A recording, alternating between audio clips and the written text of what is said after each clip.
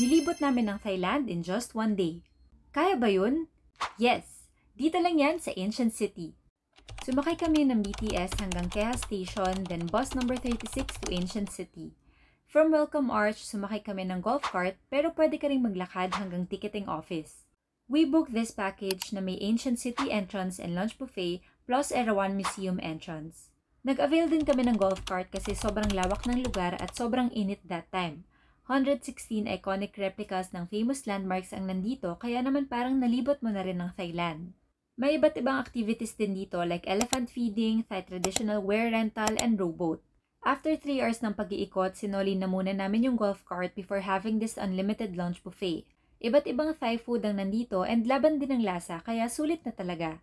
After that, bumalik na kami to Keha Station and nag-grab from there going to Erawan Museum. Swaktong tour na to if you only have a day or two in Bangkok.